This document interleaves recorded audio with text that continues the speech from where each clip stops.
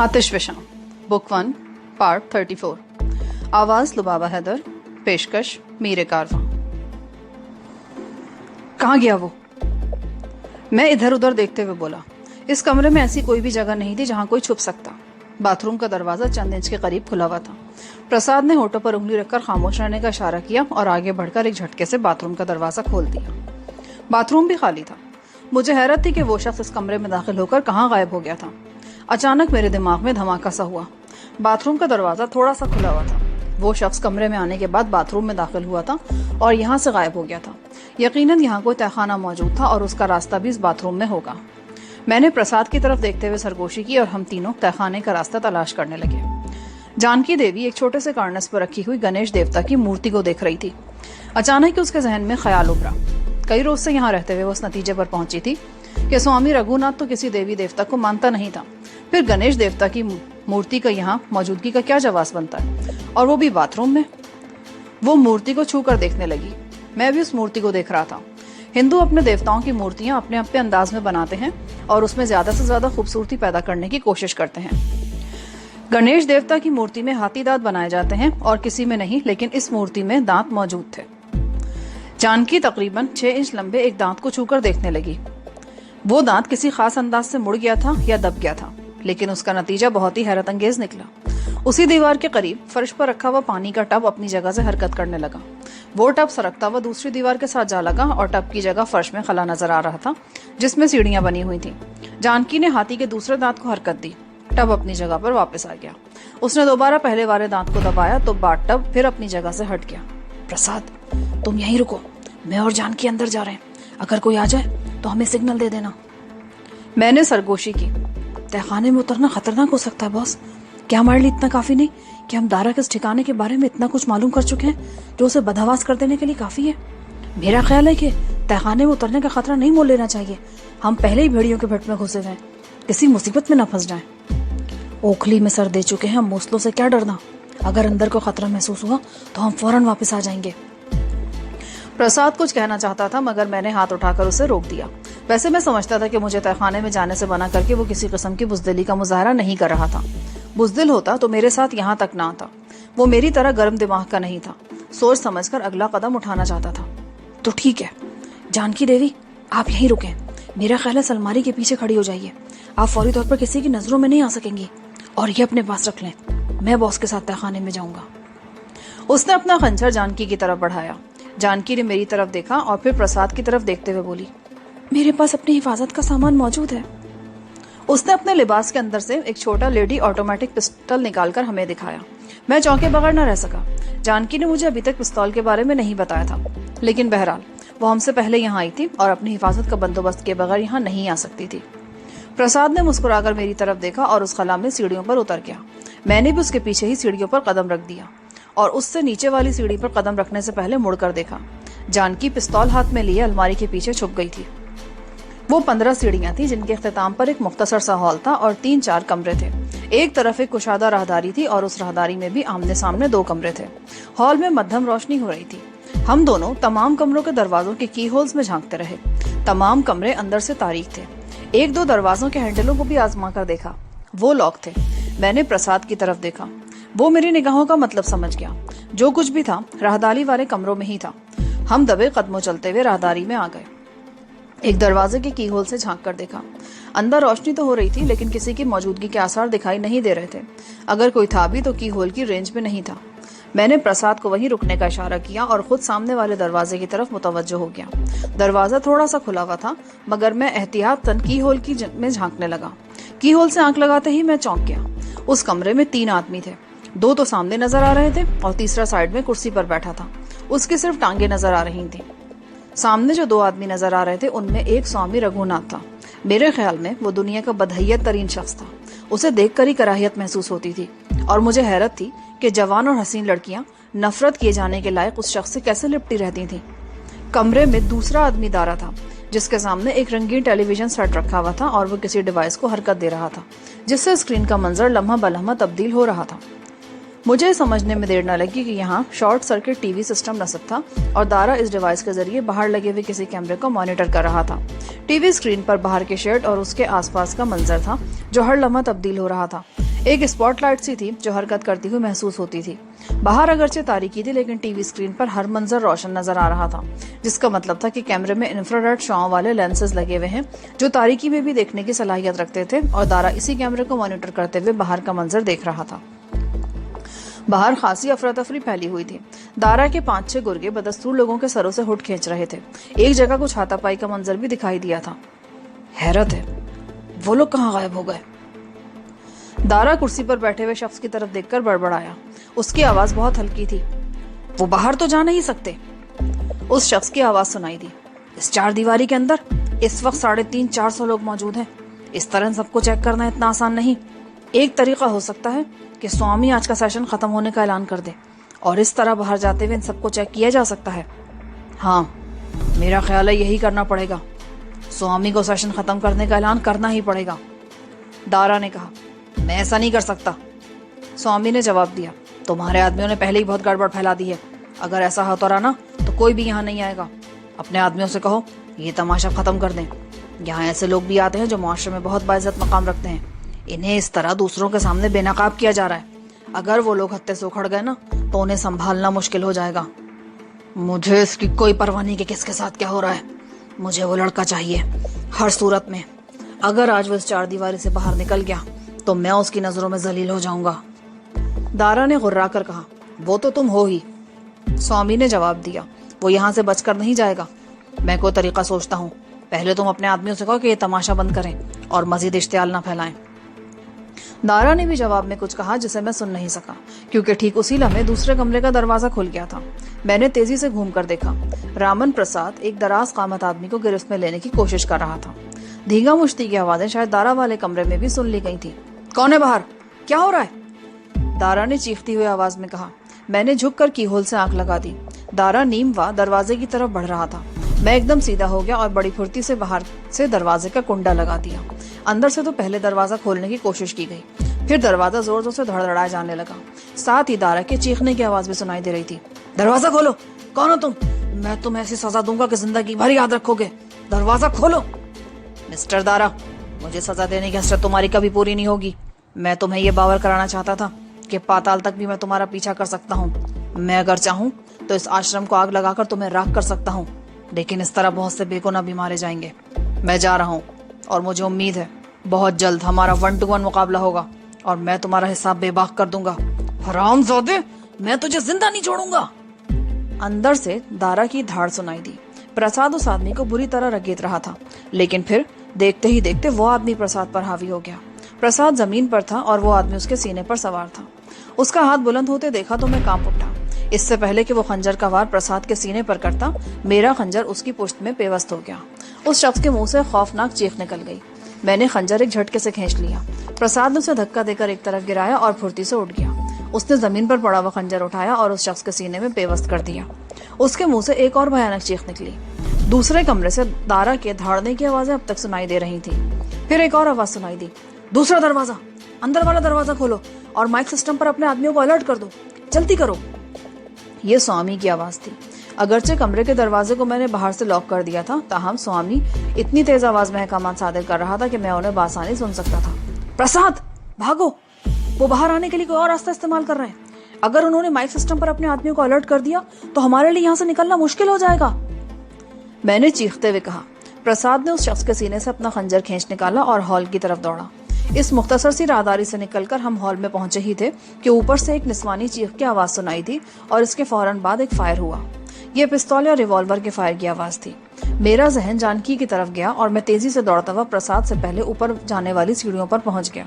प्रसाद भी मेरे साथ ही सीढ़ियों पर दौड़ रहा था और हम दोनों बैक वक्ती तहखाने से बाहर आए थे। ऊपर का मंजर देखकर मेरे होश उड़ गए। जानकी एक आदमी से गथम गथा थी। जानकी का पिस्तौल कमोड के करीब पड़ा था और वो आदमी जानकी को फर्श पर रगेत रहा था। मुझे सूरत हाल का अंदाजा लगाने में दुश्वारी पेश नहीं आई। जब हम तहखाने में उतरे थे तो जानकी उस अलमारी के पीछे छुप गई थी जिसमें कपड़े वगैरह टंगे हुए थे। इसी दौरान में ये आदमी इस तरफ आ गया था। हो सकता है उस शख्स ने जानकी को देख लिया हो या जानकी ने उसे रोकने की कोशिश की हो। उस आदमी ने जानकी को पकड़ने की कोशिश की होगी और इस दौरान गोली भी चली होगी, लेकिन नतीजा हमारे सामने था। पिस्तौल दूर पड़ा था और वो शख्स जानकी को रगेत रहा था। उस शख्स के मुकाबले में कमजोर होने के बावजूद जानकी देवी भरपूर अंदाजे मदाफियत कर रही थी। मैंने बड़ी तेजी से आगे बढ़कर उस शख्स के सर पर जोरदार ठोकर रसीद कर दी। वो बिलबिला उठा। उसकी गिरफ्त ढीली होते ही जानकी अपने आप को छुड़ाकर खड़ी हो गई। सबसे पहले वो पिस्तौल की तरफ झपटी। प्रसाद भी तेजी से हरकत में आ गया था। उसने उस आदमी पर ठोकरों की बारिश कर दी। वो शख्स उठने की कोशिश कर रहा था। मैंने आगे बढ़कर उसे जोरदार ठोकर मारी। वो चीखता लड़खड़ाता हुआ कमोड पर गिरा और उस वक्त पहली मर्तबा मैंने देखा कि उसके बाएं बाजू से खून बह रहा था। प्रसाद ने झुककर उस शख्स को दोनों हाथों पर उठा लिया। उसी लम्हे तहखाने से दारा की आवाज सुनाई दी। वो चीख चीख कर किसी से कुछ कह रहा था। फिर सीढ़ियों पर दौड़ते कदमों की आवाजें सुनाई देने लगी। प्रसाद, जल्दी करो, वो ऊपर आ रहे हैं। प्रसाद ने उस शख्स को सर के ऊपर से घुमाकर तहखाने के खला में फेंक दिया। दारा एक और आदमी के साथ सीढ़ियों पर आ रहा था। वो आदमी उनके ऊपर जाके गिरा। वो दोनों चीख उठे और सीढ़ियों पर लुढ़कते हुए नीचे चले गए। भागो इस तरफ, मैंने चीख कर कहा और जानकी का हाथ पकड़ लिया। बाथरूम से बाहर निकलते हुए प्रसाद ने धड़ से दरवाजा बंद कर दिया। बाथरूम से निकलते हुए जानकी रास्ते में पड़ी हुई कुर्सी से टकराई और उसके मुंह से हल्की सी चीख निकल गई। बाहर आकर मैंने बेडरूम का दरवाजा भी बंद कर दिया। मैं उस दरवाजे को कुंडा लगाना चाहता था कि प्रसाद की चीख सुनाई दी। बॉस बचो! मैं तेजी से नीचे झुक गया। कोई चीज जन से मेरे सर के ऊपर से गुजरती हुई दरवाजे में पेवस्त हो गई। मैंने संभल कर देखा तो सीने में सांस रुकता महसूस हुआ। वो त्रिशूल था जो सामने के दरवाजे से दाखिल होने वाले एक शख्स ने फेंका था और मैं बाल बाल बचा था। वो दो आदमी थे। उनमें से एक के हाथ में खंजर था। वो तेजी से आगे लपक रहा था, लेकिन उसी लम्हे हॉल की फिजा फायर की आवाज से गूंज उठी। जानकी के पिस्तौल से निकली हुई गोली उस शख्स के सीने में बेबस्त हो गई और वो चीखता हुआ वहीं ढेर हो गया। दूसरा वो आदमी था जिसने मुझ पर त्रिशूल फेंका था। उसने भी अपने लिबास में से खंजर निकाल लिया था और चीखता हुआ हमारी जानिब दौड़ रहा था। प्रसाद ने अपना खून आलूद खंजर उस पर फेंक दिया। मैं प्रसाद के निशाने की दाद दिए बिना न रह सका। खंजर उस शख्स के हलक में तराजू हो गया और वो चीखता हुआ वहीं ढेर हो गया। प्रसाद ने दरवाजे में गड़ा हुआ त्रिशूल खींच लिया। मैं समझ गया कि दारा ने माइक सिस्टम पर अपने आदमियों को हमारे बारे में अलर्ट कर दिया था और ये दोनों आदमी हमारी तलाश में ही अंदर आए थे। उनमें से एक जानकी के हाथों मारा गया और दूसरा प्रसाद के हाथों। लेकिन ये दोनों दारा के गिरोह के आखिरी आदमी नहीं थे। मैं जानता था कि चंद ही मिनट में हमारे फरार के तमाम रास्ते मजदूद कर दिए जाएंगे। गेट से तो फरार का सवाल ही पैदा नहीं होता था। वहां से कोई भी शख्स उनकी नजरों में आए बगैर जा नहीं सकता था। लेकिन इससे पहले कि आश्रम की इस इमारत को घेरे में ले लिया जाए, हमें यहाँ से निकलकर कंपाउंड में पहुंच जाना चाहिए था। इस तरफ, जल्दी! जानकी अकबी बरामदे वाले दरवाजे की तरफ इशारा करते हुए चीखी। हम तीनों उस तरफ दौड़े। शीशे का दरवाजा अंदर से लॉक था। प्रसाद ने लॉक खोलने की जहमत करने के बजाय त्रिशूल की तरफ से शीशा तोड़ दिया और हम तीनों बाहर आ गए। उस तरफ अभी कोई नहीं आया था, लेकिन ठीक उसी वक्त जब हम अकबी बरामदे से निकल रहे थे, सामने वाले दरवाजे से दो और आदमी अंदर दाखिल हुए। उनमें से एक ने हमें देख लिया और फेफड़ों की पूरी कुव्वत से चीख उठा, वो रहे, पिछली तरफ, उस तरफ भाग रहे हैं। हम तीनों दौड़ते हुए बरामदे की सीढ़ियों से उतरे और कंपाउंड में उस तरफ दौड़ लगा दी जहां बहुत से दूसरे लोग जमा थे। मेरा ख्याल था कि शेड या कंपाउंड में दूसरे लोगों के बीच हम थोड़ी देर तक महफूज रह सकते थे। हर तरफ अफरा तफरी मची हुई थी। 350-400 अफराद थे जो दारा के आदमियों की हरकतों से मुश्तैल हो रहे थे। एक दो जगहों पर तो लोगों में हाथापाई भी हुई थी। मैंने अभी तक जानकी का हाथ थाम रखा था। उसके दूसरे हाथ में पिस्तौल था, जबकि मेरे एक हाथ में खून आलूद खंजर और रामन प्रसाद त्रिशूल उठाया हुआ था। हम लोगों को धक्के देते हुए आगे घुसे जा रहे थे। मुख्तलिफ जगहों पर लगे हुए स्पीकर्स पर वक्फे वक्फे से एक आवाज सुनाई दे रही थी, शांत हो जाओ बालकों, शांत हो जाओ। कुछ अपराधी हमारे आश्रम में घुस आए हैं। उनकी वजह से सारी गड़बड़ हो रही है। उनकी तलाश की जा रही है। ये सब कुछ तुम लोगों की सुरक्षा के लिए किया जा रहा है। वो जल्दी पकड़े जाएंगे। ये स्वामी की आवाज थी जो लोगों को पुरसुकून रहने की हिदायत कर रहा था, लेकिन लोग ऐसी ज्यादती बर्दाश्त करने को तैयार नहीं थे कि उन्हें दूसरों के सामने बेनकाब किया जाए। वो बाइज्जत लोग थे। उनका ताल्लुक मुअज़्ज़िज़ घरानों से था। वो रात के अंधेरे में मुंह छुपाकर अपने जज्बात की तस्कीन के लिए यहाँ आते थे और ये कैसे बर्दाश्त कर सकते थे कि उन्हें दूसरों के सामने बेनकाब किया जाए। अचानक ही मेरे जहन में एक और ख्याल उभरा। यहाँ से निकलना बज़ाहिर मुश्किल नजर आ रहा था, लेकिन इस सूरत हाल से फायदा उठाया जा सकता था। ये ख्याल आते ही मैं एक ऊंची जगह पर खड़ा हो गया और चीख चीख कर बोलने लगा, लोगों सुनो, स्वामी रघुनाथ बहुत बड़ा फ्रॉड है। वो तुम लोगों के साथ धोखा कर रहा है। राजदारी की कीमत लेकर वो तुम सबको दूसरों के सामने बेनकाब कर रहा है। तुम लोगों को दूसरों के सामने जलील और रुस्वा कर रहा है और इसका फायदा वो खुद ही उठाएगा। तुम लोगों को ब्लैकमेल किया जा रहा है। अगर तुम लोगों ने ज्यादती के खिलाफ मज़ाहमत ना की तो स्वामी रघुनाथ तुम लोगों को कहीं मुंह दिखाने के काबिल नहीं छोड़ेगा। तुम लोग पैसे खर्च करके यहाँ जज्बात की तस्कीन और सुकून की तलाश में आते हो, लेकिन अपने साथ ज्यादती कैसे बर्दाश्त कर रहे हो तुम लोग। मैं मिली जुली अंग्रेजी और थाई जुबान में चीख चीख कर लोगों को रघुनाथ के खिलाफ उकसा रहा था। प्रसाद के ख्याल में मैं पूरी तरह अपना मासूल ज़मीर बयान नहीं कर पा रहा था, इसीलिए ये जिम्मेदारी उसने संभाली और मेरी जगह पर खड़े होकर थाई जुबान में चीखने लगा। उसके मुंह से गालियां भी निकल रही थी। यही है वो अपराधी। स्पीकरों पर स्वामी की चीखती हुई आवाज सुनाई दी। इन्हीं के आदमी तुम लोगों के चेहरों से नकाब खींच रहे हैं। इन्होंने हमारे 3 सेवकों की हत्या कर दी है। ये कातिल हैं, इन्हें पकड़ लो। हत्यारे कहीं के, जाने ना पाए ये। और फिर उसी लम्हे फिजा तड़तड़ाहट की आवाज से गूंज उठी। दारा के किसी आदमी ने ऑटोमेटिक राइफल से फायरिंग की थी। कई गोलियां हमारे सरों के ऊपर से गुजर गईं। उन्होंने फायरिंग शायद हमें खौफजदा करने के लिए की थी, लेकिन सूरत हाल मजीद बिगड़ गई। लोग तो मुश्तैल थे ही। फायरिंग से और इश्तियाल पैदा हो गया और वहां भगदड़ सी मच गई। हमारे आसपास मौजूद कुछ लोगों ने हमें भी पकड़ने की कोशिश की, लेकिन हम सूरत हाल का अंदाजा पहले ही लगा चुके थे। मैंने जानकी का हाथ पकड़कर एक तरफ छलांग लगा दी। प्रसाद भी झुकाई देकर एक तरफ सटक गया। जो लोग हमें पकड़ना चाहते थे वो आपस में गत्थम गत्था हो गए। स्वामी रघुनाथ बार बार अपराधियों यानी हमारे बारे में ऐलानात कर रहा था, लेकिन प्रसाद की बातें भी काम कर गई थी। लोग ज्यादा मुश्तैल हो गए थे और फिर फायरिंग ने तो उनके सब्र का पैमाना छलका दिया। उन्होंने उन लोगों को पकड़ लिया जो उनके चेहरों से हुड नोच रहे थे। ऐसे मौके पर यह होता है कि असल आदमी तो हाथ आते नहीं और लोग आपस में ही उलझ पड़ते हैं। उन्हें यह एहसास नहीं रहता कि कौन दोस्त है और कौन दुश्मन। इस वक्त भी यही सब कुछ हो रहा था। लोग आपस में उलझ रहे थे, एक दूसरे पर गिरे पड़ रहे थे और अब लोग एक दूसरे को धक्के देते हुए वहां से निकलने की कोशिशें कर रहे थे। ज्यादातर लोगों का रुख गेट की तरफ था। कुछ लोग टीलों और झाड़ियों की तरफ भाग रहे थे। शायद वो दीवार कूदकर बाहर जाना चाहते थे। इस तरफ बॉस, प्रसाद ने चीख कर कहा। गेट से निकलना मुमकिन नहीं, दीवार ही कूदकर जाना पड़ेगा। और फिर हम झाड़ियों की तरफ दौड़ने लगे। दीवार खासी ऊंची थी, ऊपर चढ़ना आसान नहीं था। हम दीवार के साथ साथ दौड़ते रहे और फिर एक जगह रुक गए। वहां दीवार का ऊपर का कुछ हिस्सा टूटा हुआ था। प्रसाद दीवार के साथ टेक लगाकर खड़ा हो गया और दोनों हाथों की उंगलियां आपस में फंसा ली। पहले जानकी उसके हाथों पर खड़ी हुई और दीवार पर चढ़ी। फिर मैं दीवार पर पहुंच गया। जानकी दूसरी तरफ छलांग लगा चुकी थी। मैं प्रसाद का हाथ पकड़कर उसे ऊपर खींच रहा था कि हम तेज रोशनी में नहा गए। आश्रम की इमारत पर लगी हुई सर्च लाइट्स रोशन हो गई थी और ठीक उसी वक्त फिजा गोलियों की तड़तड़ाहट से गूंज उठी। उन लोगों ने हमें देख लिया था, लेकिन यह हमारी खुशकिस्मती थी कि हम गोलियों की जद से महफूज रहे। गोलियां मेरे सर के ऊपर से गुजर गई थी, लेकिन ये जरूरी नहीं था कि हम दूसरी बार से भी महफूज रहते। मैं पूरी कुव्वत से प्रसाद को ऊपर खींचने लगा। बॉस, मुझे छोड़ दो, तुम दीवार से कूदकर गाड़ी के पास पहुंच जाओ। मैं किसी और तरफ से आने की कोशिश करता हूँ। नहीं, पैर दीवार पर जमाकर ऊपर चढ़ने की कोशिश करो प्रसाद। प्रसाद ने दोनों पैर दीवार पर जमा दिए और मैंने उसे पूरी कुव्वत से ऊपर खींच लिया। उसी लम्हे एक और बाड़ मारी गई। इस मर्तबा गोलियां दीवार के उस हिस्से पर लगी जहां चंद सेकंड पहले प्रसाद लटका हुआ था।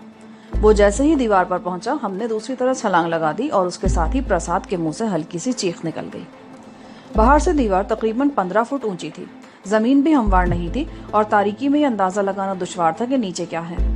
प्रसाद का पैर एक पत्थर पर पड़कर मुड़ गया था, जिससे उसके मुंह से चीख निकल गई थी। मैं भी नीचे गिरकर नाहमवार जमीन पर लुढ़कता चला गया था। जानकी चंद फुट दूर दीवार के साथ लगी खड़ी थी। वो तेजी से मेरी तरफ आई। मैं उसके चीखने से पहले उठकर खड़ा हो गया। मैंने मुड़कर प्रसाद को देखा। वो उसी जगह पड़ा करहा रहा था। मैं दौड़कर उसके करीब पहुंचा। क्या हुआ? मेरे बाहों में मोच आ गई है बॉस, मुझसे खड़ा नहीं हुआ जा रहा। प्रसाद का रहा। मैंने और जानकी ने उसे सहारा देकर उठाया। प्रसाद के बाएं टखने में मोच आ गई थी और उससे पैर जमीन पर नहीं रखा जा रहा था। मुझे यह भी डर था कि अगर दारा का कोई गनमैन दीवार पर चढ़ गया तो हम तीनों बड़ी आसानी से उसकी गोलियों का निशाना बन जाएंगे। वो जगह चटियल मैदान जैसी थी और छुपने की भी कोई जगह नहीं थी। मैं और जानकी प्रसाद को बाहों से पकड़कर घसीटते रहे।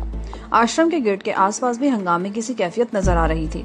लोगों ने गेट तोड़ दिया था और सड़क के दूसरी तरफ मैदान में दौड़ रहे थे, जहां लातादाद गाड़ियां खड़ी थीं। हम प्रसाद को घसीटते हुए उस मैदान में आ गए। जब हम वहां आए तो 15-20 गाड़ियां नजर आई थीं, लेकिन अब वहां लातादाद गाड़ियां नजर आ रही थीं और इन गाड़ियों में हमारी गाड़ी भी कहीं फंस गई थी। बदहवास लोग अपनी अपनी गाड़ियों की तलाश में इधर उधर भागे फिर रहे थे। कुछ लोग अपनी गाड़ियों तक पहुंच गए थे और इंजन स्टार्ट करके आगे बढ़ने का रास्ता ढूंढ रहे थे। बॉस, अपनी गाड़ी तलाश करना मुश्किल है, कोई और गाड़ी पकड़ लें। वो गाड़ी महाराज ने फराम की थी, अगर यहाँ छोड़ दी तो गड़बड़ हो जाएगी। तो चलो ठीक है, मेरे ख्याल में हमने गाड़ी उस तरफ खड़ी की थी, उस वैगन के पास। प्रसाद ने एक तरफ इशारा किया। मैं और जानकी उसे सहारा देकर घसीटते हुए सफेद वैगन के करीब पहुंच गए। उस वैगन के साथ ही हमारी गाड़ी खड़ी थी, लेकिन उसका अगला एक टायर फ्लैट हो रहा था। शिट! मैंने गुस्से में गाड़ी पर हाथ दे मारा। अब कोई और गाड़ी ढूंढो बॉस। बॉस, वो देखो, वो एक अकेली औरत है जो उस गाड़ी में बैठ रही है। प्रसाद ने एक तरफ इशारा किया। दाएं तरफ सफेद रंग की वो चौथी कार थी। एक औरत दरवाजे पर झुकी हुई थी। अब प्रसाद के मशवरे पर अमल करने के सिवा कोई चारा नहीं था। मैंने जानकी को इशारा किया। वो 90 तोले कदम उठाती उस कार के करीब पहुंच गई और सिर्फ 1 मिनट बाद उसने हमें इशारा कर दिया। मैं प्रसाद को सहारा देकर चलाता हुआ उनके करीब पहुंच गया। जानकी ने उस औरत को पिस्तौल की जद पर ले रखा था। ये शरीफ औरत हमें अपनी गाड़ी में लिफ्ट देने के लिए तैयार है, तुम लोग पीछे बैठ जाओ, जानकी ने मुस्कुराते हुए कहा। गेट की तरफ से आने वाली मध्यम सी रोशनी में उस औरत के चेहरे पर खौफ के तासुरात साफ दिखाई दे रहे थे। एक तो आश्रम के हंगामे ने उसे खौफजदा कर दिया था और मजीद सितम ये कि जानकी ने पिस्तौल उसके पहलू से लगा रखा था। उस औरत की उम्र कोई 30-32 के लगभग होगी। वो स्कर्ट और स्लीवलेस ब्लाउज पहने हुए थी, बाल उलझे हुए थे, चेहरे का मेकअप भी बिगड़ा हुआ था। उसका लिबास और फिर ये गाड़ी देखकर अंदाजा लगाया जा सकता था कि उसका ताल्लुक किसी अच्छे घराने से था। मैंने पिछली सीट का दरवाजा खोलकर पहले प्रसाद को अंदर बैठने में मदद दी और फिर खुद भी बैठ गया। जानकी ने उस औरत को इशारा किया। वो ड्राइविंग साइड का दरवाजा खोलकर स्टीयरिंग के सामने बैठ गई। जानकी ने पैसेंजर सीट संभाल ली थी। तुम्हें डरने की जरूरत नहीं है, हमारी गाड़ी खराब हो गई है और हम भी तुम्हारी तरह जहन्नुम से निकलकर शहर पहुंचना चाहते हैं। तुम्हें हमसे कोई खतरा नहीं, लेकिन उसने मायनेखेज अंदाज में जुमला अधूरा छोड़ दिया। नहीं, मैं कोई गड़बड़ नहीं करूंगी डॉक्टर जानकी, उस औरत के मुंह से निकला। उस औरत के मुंह से जानकी का नाम सुनकर ना सिर्फ जानकी बल्कि मैं भी उछल पड़ा। तो तुम मुझे जानती हो? जानकी किसी कदर बदहवास हो गई। तुम इस शहर की मारूफ फिजिशियन और सर्जन हो। उस औरत के चेहरे से खौफ के तासुरात जायल हो चुके थे। आधे से ज्यादा शहर तुम्हें जानता है, लेकिन तुम्हें यहाँ देखकर मुझे हैरत हो रही है। हम उस मकसद से नहीं आए थे जो तुम समझ रही हो। गाड़ी आगे बढ़ाओ, वो आगे वाली गाड़ी निकल रही है, जानकी ने जवाब दिया। वो औरत इंजन स्टार्ट कर चुकी थी। उससे आगे गाड़ी बाहर निकल रही थी। उसने भी अपनी गाड़ी उसके पीछे लगा दी। मुझे यह अंदेशा था कि दारा के आदमी आश्रम से बाहर ना आ जाए। उन्होंने हमें दीवार से कूदते तो देख लिया था। यूं तो बहुत से लोग दीवार से कूदकर बाहर आए थे। यहाँ दारा के सिवा मुझे चेहरे से कोई नहीं पहचानता था, लेकिन ऐन मुमकिन था कि वो बाहर आकर हमें तलाश करने की कोशिश करें और उनके साथ दारा भी हो। ऐसी सूरत में हमारे लिए मुश्किलात पैदा हो सकती थी। बात अगर लोगों के चेहरों से हुड उतारने तक महदूद रहती तो इतनी गड़बड़ ना होती, लेकिन फायरिंग से सूरत हाल बिगड़ गई थी और लोग बदहवास होकर दौड़ पड़े थे। सड़क पर भी गाड़ियां बेतरतीबी से एक दूसरे से आगे निकलने की कोशिशें कर रही थीं। हमारी गाड़ी अभी सड़क पर पहुंच नहीं पाई थी। मैं गेट की तरफ देख रहा था जो टूट चुका था और लोग अब भी हुजूम दर हुजूम एक दूसरे को धक्के देते हुए बाहर निकल रहे थे। फिर अचानक गेट के दूसरी तरफ आश्रम की इमारत में एक जगह से धुआं उठते देखकर मैं चौंक गया। गाड़ी जल्दी निकालो, अब यहाँ एक और हंगामा शुरू होने वाला है, मैंने उस औरत की तरफ देखते हुए कहा। उसने भी आश्रम की इमारत से धुआं उठते देख लिया था और गालिबन कुछ देर बाद पेश आने वाली सूरत हाल का कुछ अंदाजा भी उसने लगा लिया था। धुआं सिर्फ हमने नहीं और भी बहुत से लोगों ने देखा था। अंदर से अब शोर की आवाजें भी सुनाई देने लगी थी। किसी दिल जले ने आश्रम की इमारत को आग लगा दी थी। धुएं के साथ अब शोले भी बुलंद होने लगे। ड्राइविंग सीट पर बैठी हुई औरत अब खासी बदहवास हो रही थी। सड़क पर आकर उसने 3 मरतबा अपनी गाड़ी दूसरी गाड़ियों से टकराई थी। हंगामा बढ़ गया था और लोग अब जल्द से जल्द वहां से दूर निकल जाना चाहते थे। कंपाउंड के अंदर से एक बार फिर फायरिंग की आवाज सुनाई दी। उसके साथ ही कुछ चीखें भी गूंजी। मुझे अंदाजा नहीं था कि स्ट्रेट फायरिंग की गई थी या हवाई। बहरहाल उस फायरिंग से लोग मजीद बदहवास हो गए थे। आश्रम की इमारत और बैरूनी गेट के आसपास दीवारों पर सर्च लाइटें जल रही थी, लेकिन फिर यकायक तारीकी छा गई। आश्रम की इमारत में लगने वाली आग बिजली के तारों तक पहुंच गई थी और इस तरह बिजली भी फेल हो गई थी। चारों तरफ तारीकी छा गई। इधर उधर लहराती हुई गाड़ियों की हेडलाइट्स अजीब सा तासुर पेश कर रही थी। आश्रम की इमारत से उठने वाले शोले अब बुलंद हो रहे थे। गेट के सामने सड़क पर गाड़ियां एक दूसरे से टकरा रही थी, लेकिन बहरहाल वो औरत अपनी कार हुजूम से निकालने में कामयाब हो गई और खुली जगह पर आते ही उसने एस्केलेटर पर पांव का दबाव बढ़ा दिया। कार बंदूक से निकली हुई गोली की तरह सड़क पर दौड़ने लगी। उससे आगे भी कुछ गाड़ियां इसी तेज रफ्तारी से चली जा रही थी। गालिबन हर शख्स जल्द से जल्द इस इलाके से दूर निकल जाना चाहता था। मैं पीछे मुड़कर इमारत से उठते शोलों को देख रहा था। उस वक्त गालिबन पूरी इमारत आग की लपेट में आ चुकी थी और शहर के तमाम फायर स्टेशन मिलकर भी इस आश्रम को खाकिस्तान होने से नहीं बचा सकते थे। वैसे मेरे ख्याल में फायर ब्रिगेड के वहां तक पहुंचने का सवाल ही पैदा नहीं होता था। आग फैलने से पहले अगर फोन शहर के किसी फायर स्टेशन को इत्तला कर भी दी जाती तो फासला इतना ज्यादा था कि 1 घंटे से पहले फायर ब्रिगेड की कोई गाड़ी वहां तक नहीं पहुंच सकती थी। और जिस तरह आग भड़क रही थी उससे यह अंदाजा लगाना दुश्वार नहीं था कि इस 1 घंटे में पूरी इमारत मलबे का ढेर बन जाएगी। मैं स्वामी रघुनाथ और दारा के बारे में सोचने लगा। उनका क्या अंजाम हुआ होगा? क्या वो भी इस आग में जल मरे होंगे या बच गए होंगे? वैसे ज्यादा इम्कान इस बात का था कि उन्होंने अपने आप को बचा लिया होगा। दारा और उसके साथी तो हमें कंपाउंड में तलाश करते फिर रहे थे। वो यकीनन बच गए होंगे। अलबत्ता स्वामी रघुनाथ तहखाने में था। उसके बारे में यकीन से कुछ कहना मुश्किल था। अचानक प्रसाद के करहाने की आवाज सुनकर मैं चौंक गया। अपने ख्यालात में उलझकर मैं उसे तो भूल ही गया था, और इसी दौरान में गालिबन वो भी अपनी तकलीफ भूला हुआ था। और अब हम हंगामे से दूर हुए तो वो भी करहाने लगा। क्या हुआ? बहुत तकलीफ हो रही है बॉस, पैर सूज रहा है। मैंने झुककर उसका पैर टटोला तो वो एक बार फिर करहा उठा। उसका पैर टखने के करीब से वाकई बहुत सूज गया था। थोड़ी देर तो तुम्हें ये तकलीफ बर्दाश्त करनी पड़ेगी ना, अपने ठिकाने पर पहुंचने के बाद ही इसका कुछ इलाज होगा। जानकी ने पीछे मुड़कर देखते हुए कहा। प्रसाद ने सख्ती से दांत भींच लिए। कार तेज रफ्तारी से चलती रही। इस दौरान में पीछे से आने वाली दो कारें और बड़ी तेज रफ्तारी से हमें ओवरटेक करती हुई आगे निकल गईं। स्टीयरिंग के सामने बैठी वो औरत भी बड़ी माहिराना ड्राइविंग का सबूत दे रही थी। उसके साथ ही उसने जानकी से बातें भी शुरू कर दी। बातें क्या, बस वो स्वामी और उसके लोगों को बुरा भला कह रही थी। जानकी देवी हूँ हाँ में उसकी बातों का जवाब दे रही थी। बातों बातों में उसने अपना नाम भी बता दिया। वो हिप लियोंग थी। शहर का पहला चौराहा अभी तकरीबन 1 मील दूर था। हमारी कार तकरीबन 100 किलोमीटर की रफ्तार से दौड़ रही थी। पीछे से आने वाली एक और तेज रफ्तार कार आगे निकलने के लिए हमारे बराबर में पहुंची तो उसके अंदर पिछली सीट पर बैठे आदमी को देखकर मैं बुरी तरह चौंक गया। मेरे दिल की धड़कन एकदम तेज हो गई थी। वो दारा था। उस कार का ड्राइवर और उसके साथ दूसरी सीट पर बैठा हुआ आदमी शक्ल से ही गुंडे लग रहे थे। दारा ने पहले तो शायद ख्याल नहीं किया, लेकिन उसकी कार जैसे ही कुछ आगे निकली उसने गर्दन घुमाकर हमारी तरफ देखा। उसके साथ ही मैंने उसकी चीखती हुई आवाज सुनी थी, वो हरामजादा उस कार में है, रोको उसे। वो गाड़ी तेजी से आगे निकलकर हमारी कार के सामने आ गई। प्रसाद ने भी दारा की आवाज सुन ली थी। वो सीट पर नीम दराज था। एक झटके से सीधा हो गया। बॉस, वो दारा है, वो घबराओ मत, हम निमट लेंगे उनसे। जानकी ने भी दारा को देख लिया था और हमारी कार की ड्राइवर हिप लियोंग ने भी अंदाजा लगा लिया था। उसके चेहरे पर जर्दी फैलने लगी। दारा वाली कार हमारे बिल्कुल सामने आ गई थी और उसकी रफ्तार कम हो रही थी। हमारी ड्राइवर ने अपनी कार को साइड से निकालना चाहा, लेकिन अगली कार लहरा गई और ब्रेक की तेज चरचराहट की आवाज के साथ रुक गई। हिप लियोंग ने भी ब्रेक पैडल दबा दिया, लेकिन कार रुकते रुकते भी अगली गाड़ी से टकरा गई। तुम यहीं बैठे रहो, अपनी जगह से हिलना मत, मैंने प्रसाद की तरफ देखकर कहा और दरवाजा खोलकर फुर्ती से नीचे उतर आया।